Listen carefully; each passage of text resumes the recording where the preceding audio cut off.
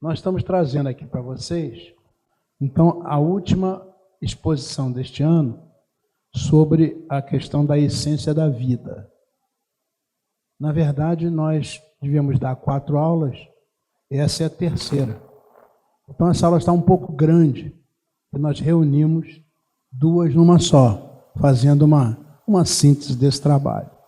Os irmãos recordam que nós começamos falando da visão espírita do processo evolutivo, né? Falamos do reino mineral, vegetal, animal, etc. Até chegar ao homem e até chegar ao reino dos céus. Estudamos a vida, né? O surgimento da vida, a relação espírito-matéria. Nós queremos fazer agora, no dia de hoje, que encerra isso, a questão da vida de relação, a vida do ser humano, a sociedade humana, as dificuldades e os problemas que existem e soluções que podem aparecer.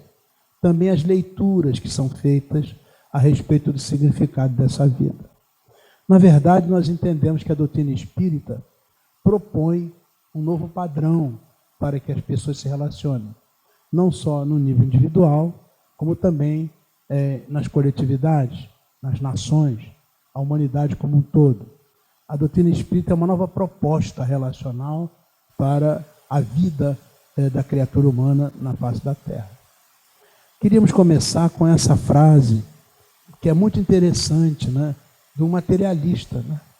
Na verdade, quem disse essa frase foi o Marcelo Gleiser, num livro chamado Criação Imperfeita, que surgiu pela Record em 2010. Ele diz que nós não somos a solução de uma equação complexa. Até porque ninguém sabe que equação é essa. E ainda, mesmo que alguém soubesse, jamais conseguiria resolver essa equação. Uma das características da inteligência, e esse é outro ponto interessante que ele diz, né? É justamente o livre-arbítrio. E nisso nós todos concordamos. Quanto mais complexo o cérebro é, mais liberdade de escolha tem. Isso parece doutrina espírita. É isso mesmo. Né? A menos que sejamos uma simulação rodando no computador gigante. Implica dizer que ele reconhece que nós temos vontade própria, que nós temos a responsabilidade pelo que nós fazemos. Ou seja, nós não somos um programa.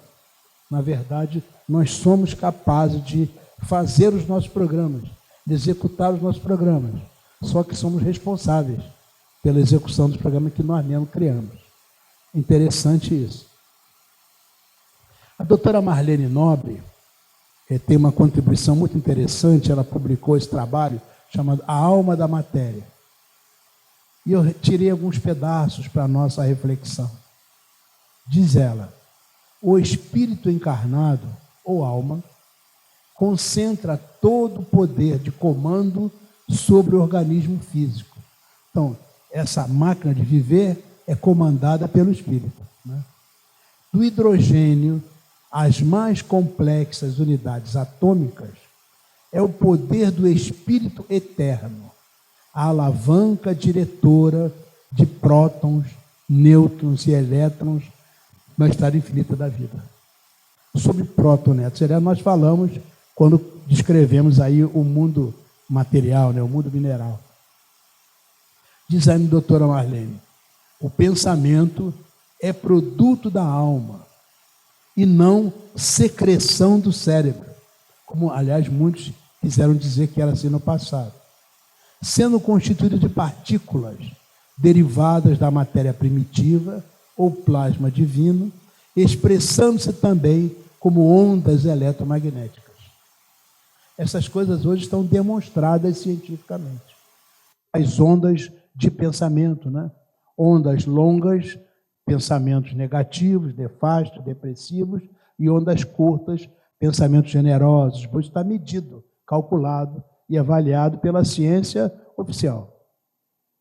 A matéria que entra na constituição do pensamento tem por base elementos atômicos mais complicados e sutis, que estão abaixo do hidrogênio, estão acima do urânio, que é o mais complexo dos elementos naturais, né? Portanto, essa estrutura ultrapassa aquela escala de Mendeleev. Aquela escala de Mendeleev é que faz a classificação periódica dos elementos. Nós também falamos isso aqui anteriormente a vocês. E isso, ou seja, ela ultrapassa, ela não se enquadra nessa estrutura meramente material, que o Mendeleev levou muito tempo até definir aquelas relações, né, que são muito importantes para a compreensão da matéria. Ou seja, existem coisas materiais que estão abaixo dessa estrutura e outras que estão acima. Ou seja, a série estequiogenética que a gente conhece, de Mendeleev, ela é limitada. E quando a gente fala em questões espirituais, questões mentais, nós ultrapassamos essa série. Dizendo a doutora Marlene, na Alma da Matéria, o princípio espiritual construiu o corpo humano e também construiu os seus envoltórios. Veja, ao longo de bilhões de anos de evolução, desde a ameba até o homem, nós também mostramos isso a vocês quando descrevemos aquela trajetória do processo evolutivo. Revestindo formas monstruosas, aprimorando-se aqui e ali, ajudado pela interferência indireta das inteligências superiores. Ou seja, esse processo também é monitorado pelo plano maior. Na descrição dos amigos espirituais, o princípio espiritual viajou de simples impulso para a irritabilidade. Depois, da irritabilidade para a sensação. Da sensação para o instinto. Do instinto para a razão. Então, também falamos a vocês, quando passamos dos vários níveis nos reinos mineral, vegetal, etc. Estamos falando da sensitiva, né? A gente toca, ela se recolhe, porque lá no futuro vai ser um sistema nervoso, né? Então, todo um processo, como ele diz aqui, leva bilhões de anos para acontecer. É um contínuo nisso aí. Segundo essas revelações, que foram publicadas em 1947, o cérebro no homem evoluiu de modo a constituir-se um castelo de 3 andares, que tem nos lobos frontais, no córtex motor, na medula espinhal, elementos importantes de cada uma dessas estruturas. Então, é o único cérebro em toda a criação conhecida que se divide, porém, em 3 regiões distintas. Vejam só. No primeiro andar está a sede do subconsciente, onde é armazenado o nosso passado. É o porão da individualidade, onde são arquivadas todas as experiências e registrados os menores fatos da vida. No segundo andar está a sede das conquistas atuais, representadas pelo córtex motor, zona intermediária entre os lobos frontais e os nervos, onde se localiza o consciente.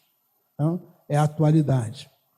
E lá no terceiro andar, localiza-se a parte mais nobre do cérebro, representada pelos lobos frontais. E nele configura-se o chamado superconsciente, através do qual chegam os estímulos do futuro com ênfase para o ideal e a meta superior. Então você repare que o ser humano, ele é espírito, que tem diferentes níveis, e que se comunica, conduz esse corpo através de diferentes níveis das estruturas físicas que nós temos. Como disse, isso levou bilhões de anos e ainda continua esse processo. Não terminou aqui, vamos avançando cada vez mais. Então a gente pergunta nessa história, qual é o sentido da vida, que é o que nós queremos discutir hoje. Aí fomos buscar algumas explicações da ciência. Dizem os cientistas, geralmente são materialistas, né? O sentido da vida é reproduzir-se. Tá? E isso vale para os vegetais, para os animais, para os hominais. Existe uma tese, a tese chamada o gene imortal. O gene que não quer morrer nunca. O gene que fica passando de geração em geração, porque a coisa dele é se reproduzir. E é ele que manda. Essa é a tese do gene imortal, que faz uma reinterpretação daquela famosa teoria de Charles Darwin, teoria da evolução. Vamos ver isso daqui a pouco. Agora, acontece que a transmissão genética nem sempre é perfeita. Por exemplo, no ser humano, existe, em média, 60 mutações na criatura humana. São, assim, erros do DNA, né?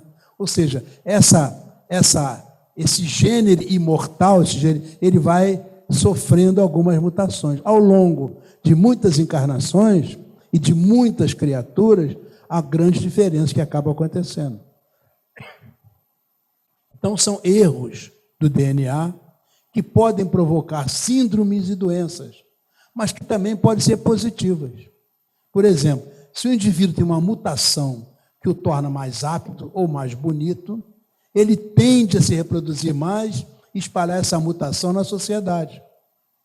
Por isso que é uma releitura da teoria da evolução de Darwin. Os mais aptos permanecem, os demais desaparecem. É a seleção natural. Então, o gene, né, ele acaba sofrendo mutações. A teoria acaba se destruindo em si mesmo, porque ele, obviamente, não é imortal, ele se transforma.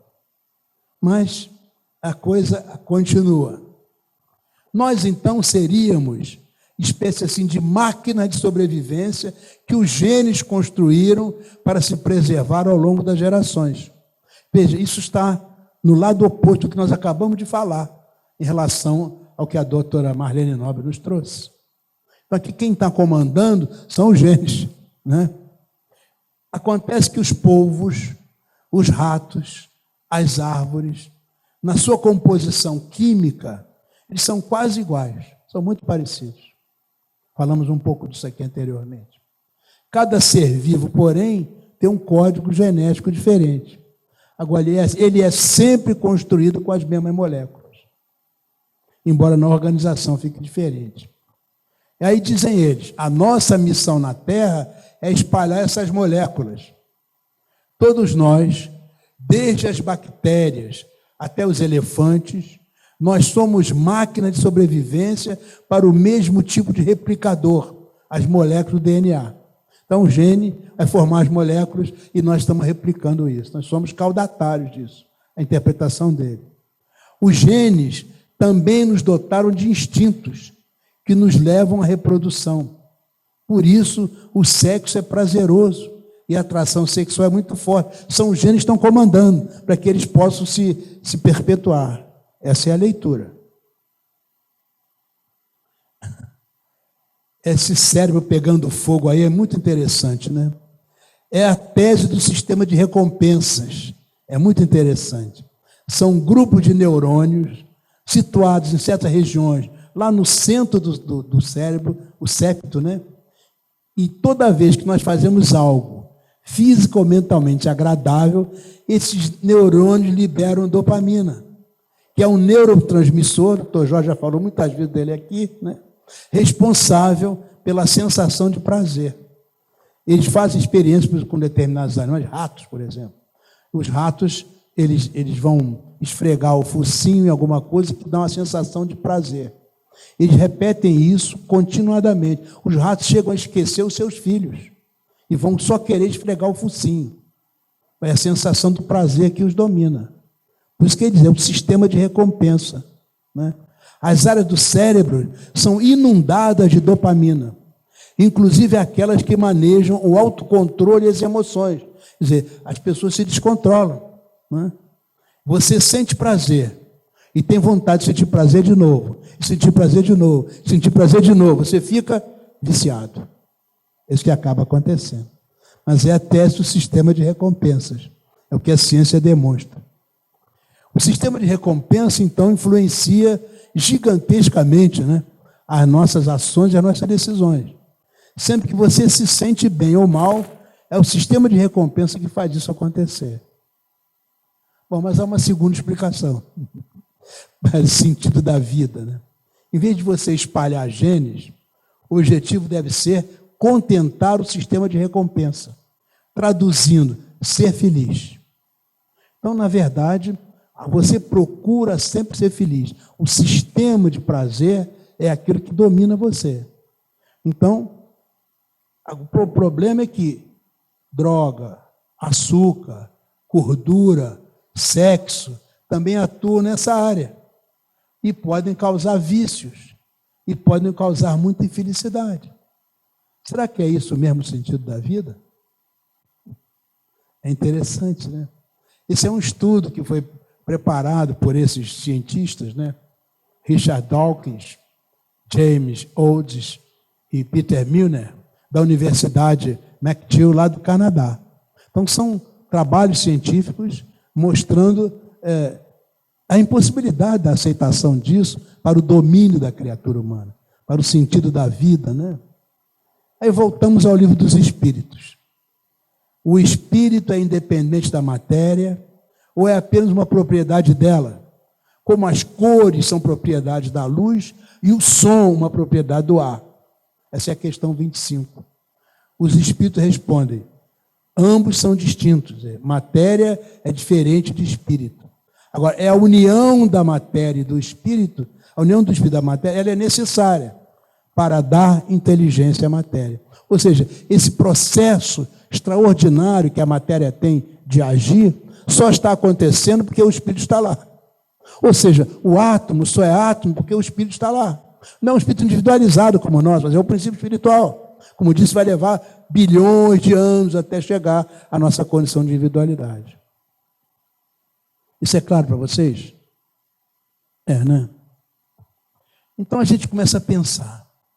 Esse paradigma atual da vida, de relação entre as pessoas, ele foi construído em cima dessa visão, aquilo que dá prazer. Ou então, a gente coloca a culpa de tudo na genética. Não é? Quer dizer, é como se nós, espírito, não tivéssemos responsabilidade. Vamos ao prazer. Ou então, eu estou fazendo essa coisa que teoricamente não é correta, mas é a genética. Está mandando, vou fazer o quê? Não é? Tira a responsabilidade. Daí veio o mundo da competição. Tem prazer, né? Aquele ganhar, perder. Eu vou ganhar e com isso você está destruído. Aparece o egoísmo pessoal, o egoísmo nacional, aquela coisa da vingança. A pessoa tem satisfação de se vingar do outro, né? Domínio, poder, mando, escravidão, materialidade, ganância, usura, conflito, as guerras com orçamentos fantásticos que nós encontramos por aí. Esse crescimento econômico enlouquecido que destrói a nossa própria terra, né? A insatisfação, a distribuição de renda, que é absurda na terra, né? Angústia, suborno, corrupção, espionagem, decadência familiar, mídia comprometida e até o fracasso das religiões, dos mistérios, que não puderam responder às questões das criaturas humanas. Quer dizer, isso é o resultado dessa concepção meramente material da essência da vida. Por isso é necessário que venha uma nova proposta. Mas vamos avançando um pouco mais nisso. Qual é a nossa posição evolutiva? Peguei um trabalho que Cerqueira apresentou aqui no passado, lembrei que a gente está começando lá, né? Tem uma foto minha antiga que eu tenho aí. Não é tão antiga assim, mas o Homem das Cavernas, né?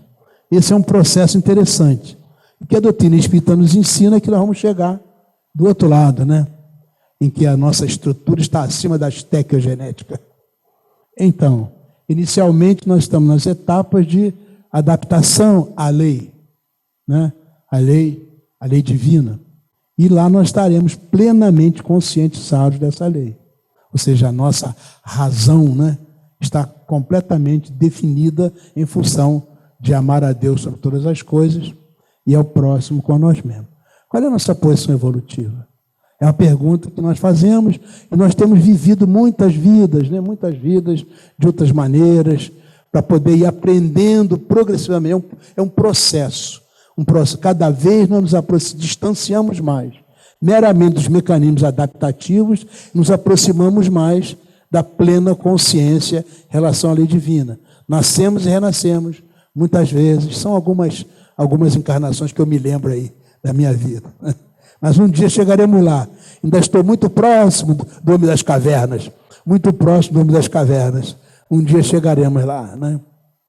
É isso aí, é o acervo do nosso Cerqueira que nós adaptamos para apresentar aqui. E aí vem as regras da vida humana, né, que a gente quer apresentar para vocês. Colocamos aí Jesus, né, amparando uma criança, e vem a primeira regra. Isso está lá no Carl Sagan, um livro que ele escreveu chamado Bilhões e Bilhões. Um livro muito interessante. Diga-se de passagem, Carl Sagan também era materialista, né? Mas olha que coisa interessante que ele diz para nós. Primeira regra de ouro, né? Faz aos outros o que desejam que te façam. Jesus exprime isso da melhor maneira possível, né? Depois vem a regra de prata. Não faças aos outros o que não desejam que te façam. É a regra de Gandhi, de Martin Luther King Jr. e de outros, né? Depois vem a regra de bronze. Pague a bondade com a bondade, mas o mal com a justiça. Isso é apenas de italiano. E é o que Confúcio também dizia lá entre os chineses, há muito tempos atrás. Outra regra. Olha lá, o fortão e o pequenininho, né? E o outro aí botando a cadeira para o outro sentar. Mas faz parte da vida.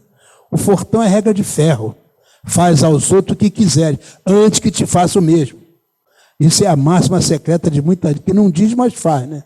Destrói o que for possível. E aqui nós temos o companheiro da regra de lata. É ouro para cima e ferro para baixo. Ou seja, agrada aos teus superiores e maltrata os subordinados. A vida é assim para muita gente, né? Mas não acabou, não.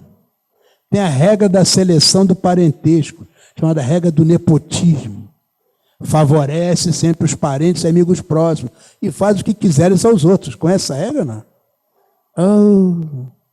É o uso do poder, da posição, da influência para aumentar o poder, colocando bem os seus parentes e amigos de confiança e formando uma rede de mútua proteção e de vampirização do sistema que acabam dominando.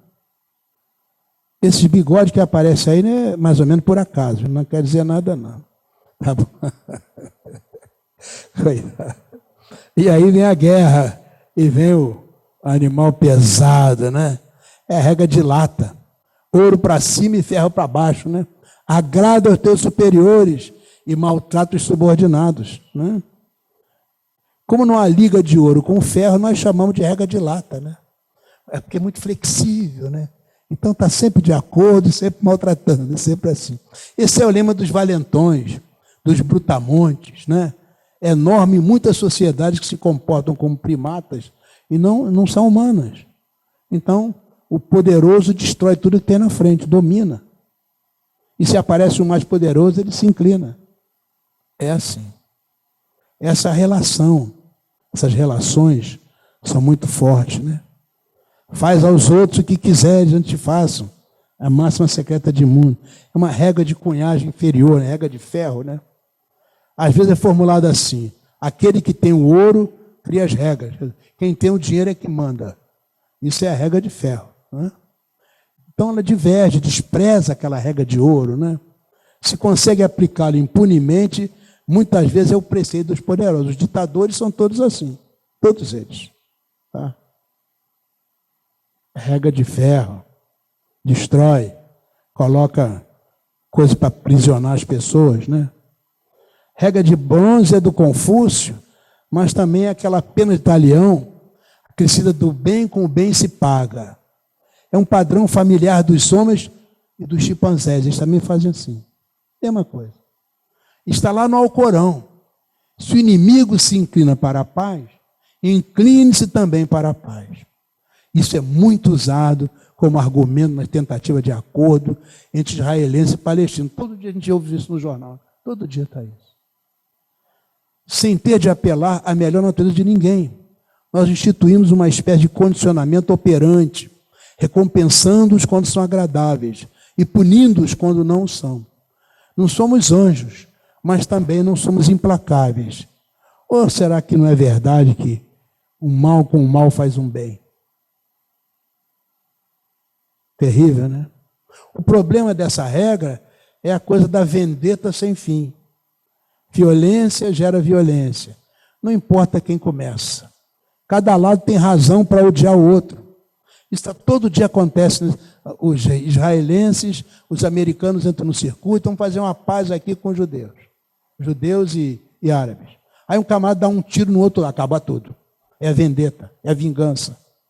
não é? Isso é uma velha história, que nós chamamos vendetta, uma palavra muito italiana, porque fazia muito parte lá daquele pessoal da máfia, né? Eles faziam um entendimento entre eles, não, vamos nos dar bem, vamos nos juntar. Daqui a pouco um traiu o outro, aí começava a matança outra vez, é vendetta. Né? Então, isso não é caminho para a paz. Um único ato de retaliação vai recomeçar toda a tragédia. Alguns mais exaltados podem forçar uma legião de pessoas mais prudentes e racionais a marchar para a brutalidade e para a guerra. Acabamos de ver isso aqui no Rio de Janeiro, né? Então, vai fazer uma marcha pacífica com um determinado objetivo. Entram os mais exaltados e vira um quebra-quebra terrível e estraga tudo. Né? O pessoal agora está até com medo de protestar, porque entram essas pessoas, vão quebrar tudo, arrebentar tudo. Então, no mundo de armas nucleares, a hostilidade inflexível possui perigos especiais e terríveis. E nós corremos o sério risco, né, de alguém lá, nesse momento de loucura, aperta o botão e as coisas vão pelos ares. Temos que tomar cuidado com essas regras. Né? Muito cuidado. Essas coisas são realmente terríveis.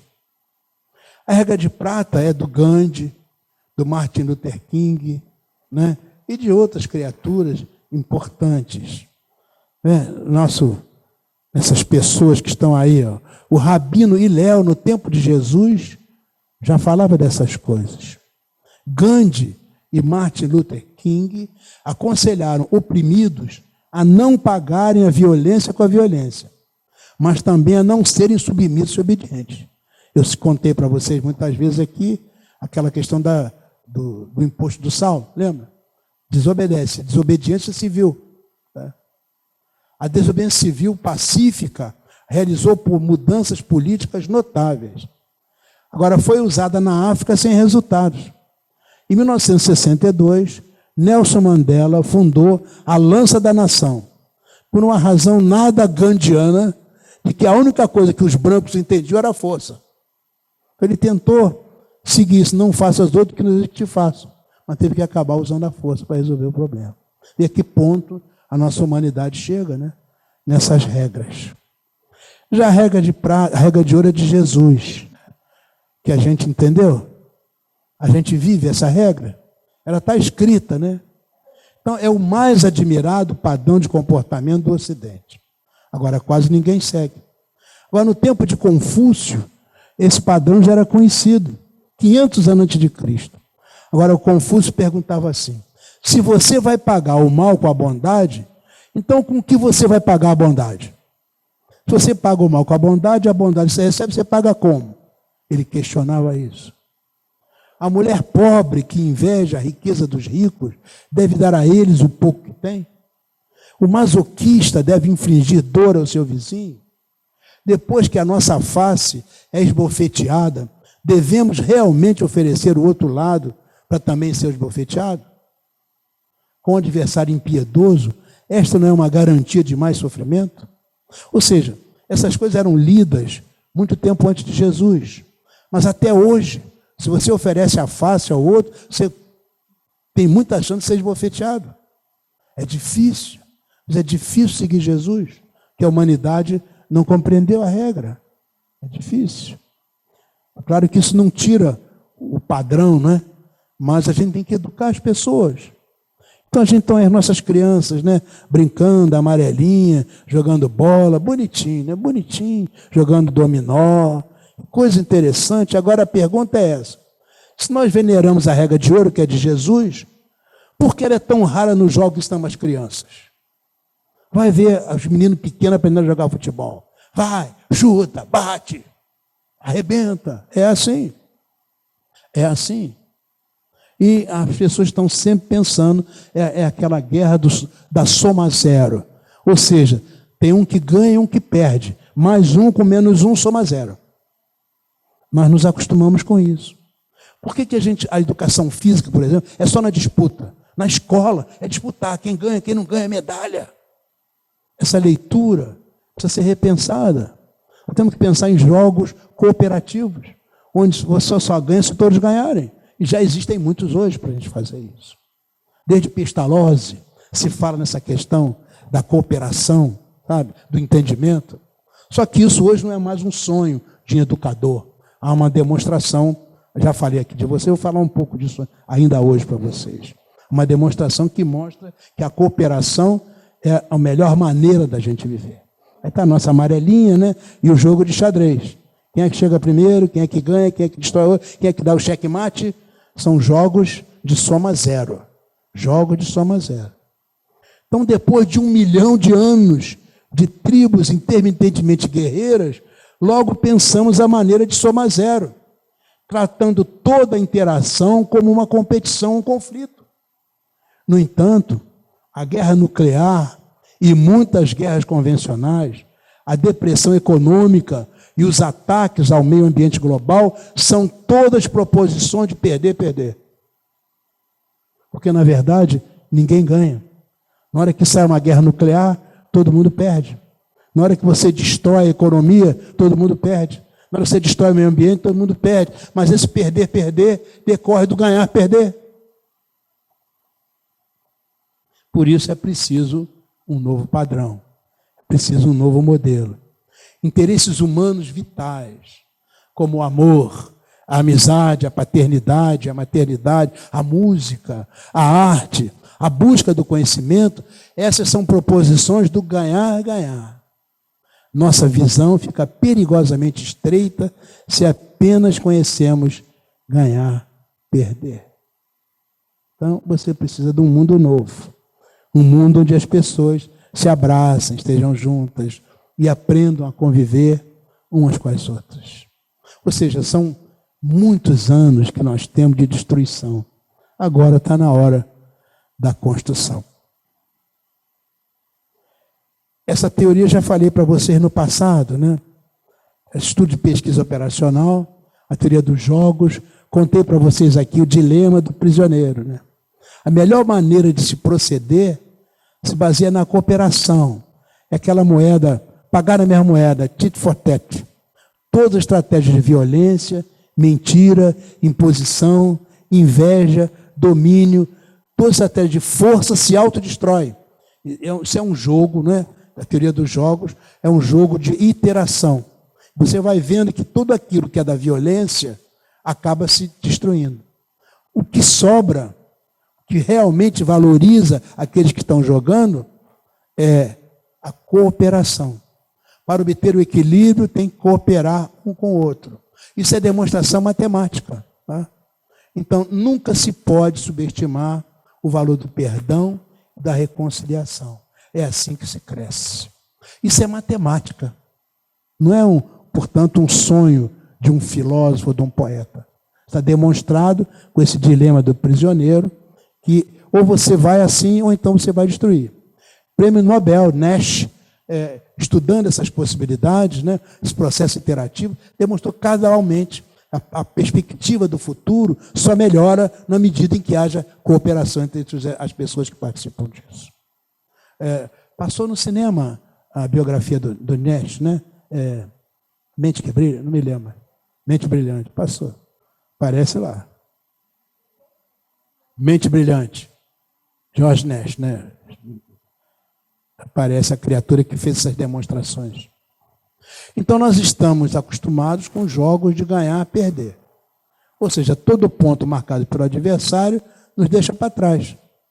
Tais jogos parecem tão naturais que nós temos dificuldade em pensar em jogos cooperativos. Nesses jogos, as perdas e equilíbrios ganhos. São jogos de soma zero. Dentro das regras do jogo, não há ambiguidade sobre as intenções do adversário. Ele fará todo o possível para derrotar o outro. Acontece nas damas, no xadrez, na sinuca, no banco imobiliário, nas cartas, no boxe, no futebol, no tênis, até no jogo de amarelinha. No mercado financeiro, na política partidária. Então você sai do nível pessoal para nível de comunidade, né? Chega até as nações. Em nenhum desses jogos temos oportunidade de praticar a regra de ouro e prata. Nem sequer a regra de bronze. Há espaço apenas para a regra de ferro e de lata. E ainda muito nepotismo. É o que acontece. Não é isso? Tem funcionado bem? Qual é o mundo que nós temos? Vamos continuar? Tem que mudar o paradigma. Existe um amigo nosso, Motomura, Oscar Motomura, e nos disse isso aí. Vivemos num estado de ilusão ao criarmos necessidades artificiais e agirmos em áreas não essenciais, quando todo está em deterioração. Continua ele. Só conseguiremos enxergar o todo e os caminhos concretos para uma verdadeira evolução pela elevação de consciência de todos. O desafio maior está na evolução moral. Esse moço não é espírita. Só informação e conhecimento não bastam. Oscar Motomura publicou um trabalho este ano, chamado Liderança Necessária, da Amana Key. Maria Amélia também estudou lá, né?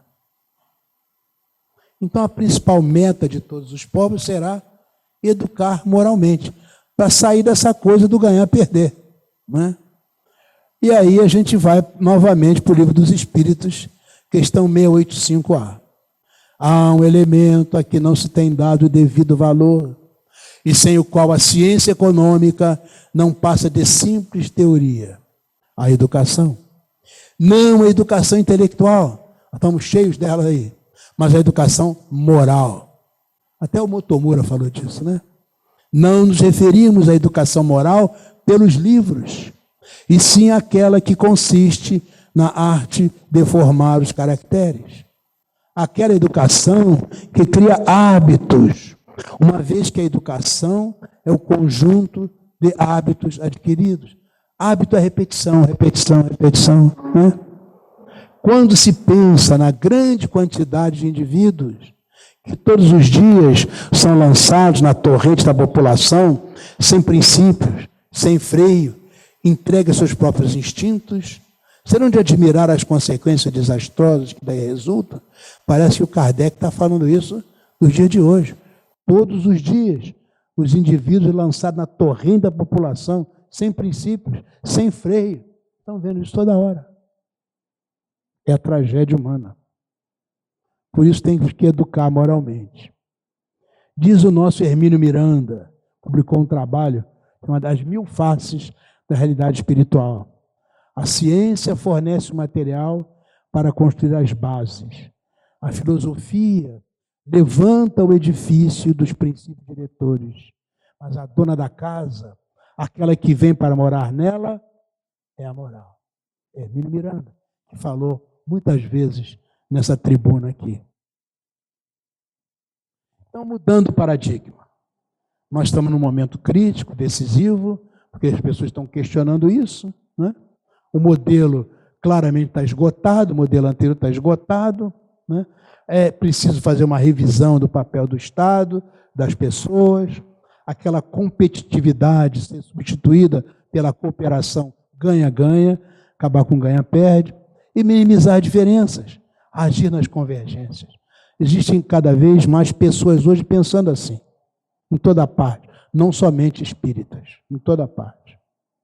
Então, mudando o paradigma, aos poucos, depois de tanto sofrer, nós percebemos que o verdadeiro sentido da vida revela-se pela capacidade de amar, de ser tolerante, de saber perdoar, de compartilhar com o outro seus anseios, seus sofrimentos, suas alegrias, suas virtudes e seus defeitos. No entanto, falar em respeito humano, em ética, em valores morais, em meio ao caos social, ainda é preciso ter coragem, paciência e perseverança. Essas palavras são da Maria Amélia, uma palestra que você fez aqui no passado. Eu tenho guardado. É isso aí. Então, a necessidade de decorrer no paradigma são essas. Vamos reduzir os orçamentos militares? Vamos elevar os padrões de vida para todo mundo? Vamos engendrar o respeito pelo saber? Vamos apoiar a ciência, os estudos acadêmicos, a inventividade, as artes?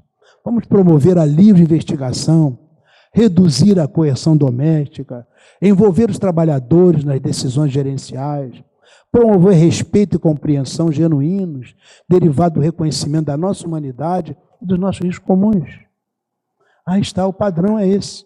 Agora, para fazer isso em termos globais, você tem que fazer isso em termos pessoais. Tem que ter coragem para fazer isso pessoalmente. O nosso sistema de satisfação está viciado no ganhar, perder. Nós temos que desviciar, criar um novo hábito, é o ganhar, ganhar. Isso implica em mudar a nossa estrutura interior, nossos padrões íntimos, certamente. Então, vamos competir, porque o ganhar, perder não é competição. A gente pode competir. Como? Descobrindo meios para conter a corrida nuclear, reduzir em grande escala as forças convencionais. Vê qual é o país que faz isso primeiro? Vamos competir na eliminação da corrupção, na transformação da maior parte do mundo em regiões agriculamente autossuficientes, na arte, na ciência, na música, na literatura, na inovação tecnológica. Vamos criar uma corrida de honestidade. O que é mais honesto, né? Vamos diminuir o sofrimento, a ignorância, a doença. Vamos respeitar a independência nacional em todo o mundo. Vamos formular e implementar uma ética para a administração responsável do planeta. E, sobretudo, vamos aprender um com o outro. Porque todo mundo tem alguma coisa a aprender com o outro. Todo mundo. Nós temos uma posição vaidosa, né? Eu sei mais, o africano sabe menos, o hindu sabe menos. Aprender um com o outro. Então, nós temos que resgatar o humano. São as bases de uma nova ordem social. Buscar a ética essencial, revisitar as relações, estabelecer uma educação que transforme realmente as pessoas, desenvolver aquele homem integral, né? Total. A conquista da paz interior e, sobretudo, através do exemplo, divulgar tudo isso. Quer dizer, nós temos que ser isso que nós estamos dizendo. Não pode ser meramente um discurso. Você tem que viver isso. Então, chegamos a algumas conclusões. Fazer aos outros o que quereríamos que os outros nos fizessem. Esse é o conceito capaz de um novo significado à vida na Terra. É a regra de ouro, a regra de Jesus. Primeiro, temos que preparar para isso. Amar a Deus sobre todas as coisas e ao próximo como a si mesmo. Esse é o padrão de Jesus. E vem as 3 bandeiras para a gente conseguir isso. Primeiro, vai dar um sentido à nossa vida.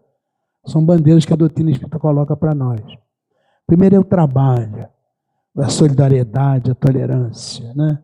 A primeira bandeira é fincar dentro de nós. Eu vou trabalhar. Não é para ganhar dinheiro só, não é só para marcar o ponto, não é só para ter uma aposentadoria. Vou trabalhar para ajudar a construir um mundo melhor. Seja qual for o meu trabalho.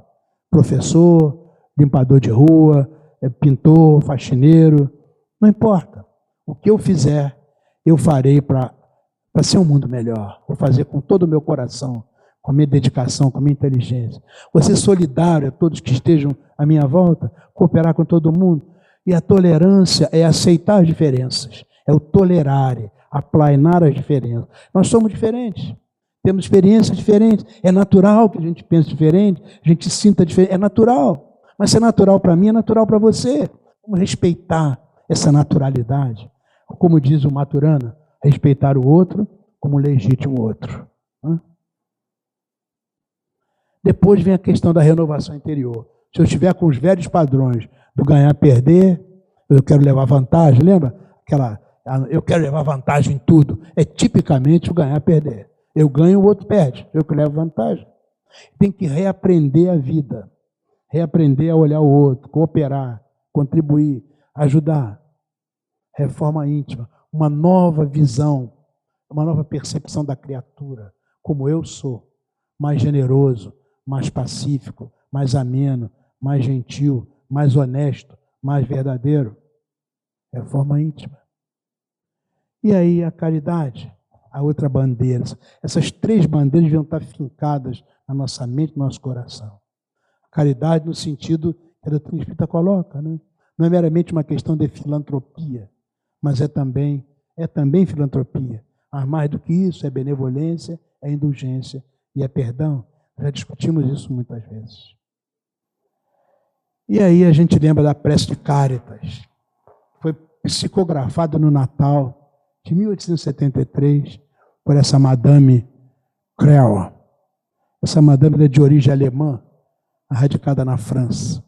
No dia 23 de dezembro de 1873, ela psicografou essa mensagem belíssima. Eu peguei apenas o que nos interessa aqui para a nossa reflexão. Deus, dá-nos a força de ajudar o progresso, a fim de subirmos até vós. Dai-nos a caridade pura, dai-nos a fé e a razão.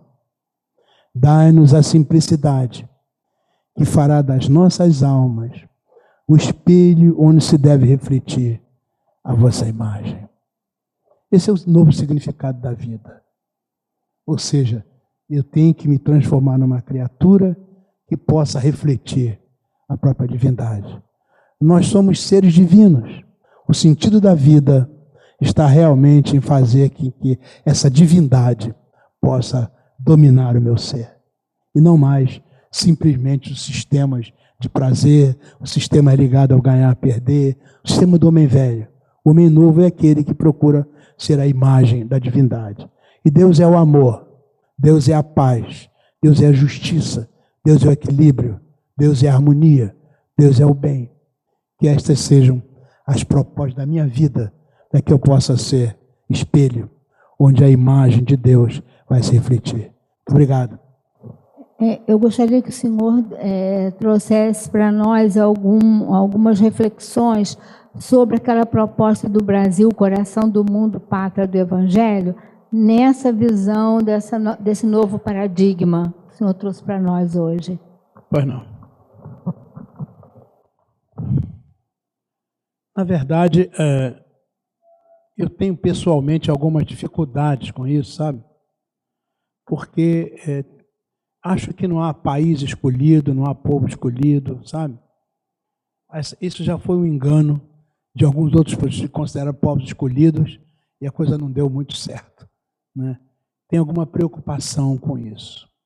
Mas entendo com o autor que há no Brasil condições excelentes para ser o celeiro de uma nova era. A própria formação da nossa nacionalidade foi muito interessante, né? Com a integração do branco com o índio, com o negro, né? Uma relação física, orgânica, né? Biológica. E nós temos uma decorrência, quase que uma raça brasileira, né? E que é muito caldeamento dessas raças. Isso faz parte, acho que não só do nosso DNA, né? Físico, mas também da nossa estrutura espiritual. Porque nós todos temos muito disso, né? No Brasil, de maneira geral, você tem aquele sentimento de liberdade do índio, né? Você gosta da liberdade. Você tem aquela modéstia, aquela humildade do negro, né? E você tem aquela operosidade do português, né? Essas coisas convivem nos brasileiros, em média, de maneira geral. Então, eu acho isso permite, inclusive, que haja no Brasil muita tolerância, muita compreensão. A gente que viaja pelo mundo todo, eu lhe digo isso com experiência de muitas viagens. O país, como o Brasil, é muito especial mesmo, nesse processo da relação entre as pessoas, né? A gente, quando viaja para os outros países, a gente percebe que eles colocam um pé atrás. A aproximação é mais difícil. Há uma certa frieza, né? Agora mesmo nós estivemos na Europa e o irmão lá, a irmã estava nos dizendo, pois é, vai começar um período de 6 meses de escuridão, porque estão chegando o outono e o inverno, né? Que são muito rigorosos. Então ele mostrava assim, olha aí, o céu todo nublado, o sol não penetra, amanhece muito tarde e anoitece muito cedo. Você fica a maior parte do tempo dentro de casa, porque do lado de fora é um frio muito, muito grande. A pessoa fica dentro de casa, se dedicando às coisas da casa, com certo negócio aqui, uma outra coisa. A relação entre as pessoas fica diminuída. Há também grandes processos depressivos, decorrentes da solidão, da ausência, né, do escuro em que as pessoas ficam. E esses processos depressivos acabam provocando reações até obsessivas, dificulta a vida das pessoas. Então são países em que há um progresso econômico interessante, progresso científico interessante, mas o processo relacional é complicado, difícil. A gente nota isso muito no hemisfério norte, né? Sobretudo nesses países mais frios. Enquanto que no Brasil é o sol, né? Nós estamos já, estamos em novembro, o sol está aí, né? Setembro, o sol está aí. Em junho, o sol está aí. O sol está sempre que ele pode, ele aparece, e aparece muitas vezes, né? Então, o brasileiro é muito solar, ele é muito alegre, né? Decorrente disso. Aí fora, por causa das depressões, tem muito suicídio, tem eutanásia, né? As pessoas ficam sozinhas consigo mesmas, uma ideia de solidão, de abandono, parece que toma conta das coisas ali. Se amanhece o dia, está tudo nublado, você não vê quase nada. E o dia inteiro fica mais ou menos assim. Eu acho que essas condições climáticas também favorecem o Brasil, né? Outra questão importante no Brasil é a questão da língua, né? Na verdade, você, de maneira geral, entende bem o brasileiro da Amazônia e o Rio Grande do Sul. É verdade que às vezes há alguns sustos. Uma vez eu cheguei no Ceará, fazer um atendimento lá, uma pessoa amparada no Lar Fabiano de Cristo, era uma criança com problemas, a mãe estava lá, e a senhora falou para mim assim, veja só, esse é um machim espiricute, ele vive de arrebolar a capsulina da coxia. Eu sou carioca, não entendi nada do que ela falou, né? Esse é um machim, é um rapaz, é um menino, machim espiricute, nervoso, né? Ele vive de arrebolar, de jogar. Capsulim é bola de gude na coxia. Então, realmente, a gente precisava de tradução. Mas, de maneira geral, da Amazônia ao Rio Grande do Sul, nós nos entendemos, né? Nós nos entendemos bem. Isso também, em muitos países do hemisfério norte, é complicado. A Suíça, por exemplo, tem 4 idiomas oficiais, né? 4 idiomas diferentes. É um lugar pequeno, mas são 4 línguas diferentes oficiais ali, né? Então, em muitos lugares há essa complexidade, essa dificuldade, que nós não temos, graças a Deus. Ou seja, também, eu digo, de maneira geral, né, as condições geopolíticas do país, localização do Brasil, o clima no Brasil, ameno, né? Ainda ontem, anteontem, estava ouvindo um tufão lá nas Filipinas, com 300 e tantos quilômetros por hora o vento terrível. Imagina se isso daqui acaba com a gente, né? Não acontece. É muito raro acontecer um fenômeno assim aqui no Brasil. Então, essas condições são condições que favorecem, né? Agora, nós temos que educar o nosso povo. E educar na direção do ganha-ganha. Veja, hoje em dia há muita agitação no Brasil, porque as pessoas estão clamando por uma nova ordem social, uma nova ordem política, uma nova ordem econômica, estão clamando por isso, né? Eu acho que isso é bom, na medida em que pacificamente se venha a buscar uma outra estrutura, um outro entendimento. A educação, como vimos aqui, né, a educação moral é absolutamente fundamental. Isso está sendo discutido nas universidades, nos fóruns, sabe? Afinal de contas, qual é a educação que nós oferecemos? Ela está dando resultados? Qual é aquela que nós devemos oferecer para obter resultados melhores? Essa é uma grande e grave discussão. O Brasil só será o coração do mundo, a pátria do Evangelho, se conseguir oferecer condições de uma educação melhor para todos os brasileiros, todos, desde a pré-escola até a universidade. Uma educação de qualidade. Aí sim, nós vamos ter competência para ser o coração do mundo, a pátria do Evangelho. Então, isso é um esforço que a espiritualidade está fazendo. Agora, nós temos que fazer a nossa parte. Eu entendo assim. Não como um povo escolhido. Há condições excelentes, mas se nós não trabalharmos, isso não vai acontecer. Porque eu não acho que haja povo escolhido. Para Deus, tanto faz ser americano, como africano, como brasileiro, como seja o que for. Nós somos todos filhos dele, igualmente. E é isso que importa.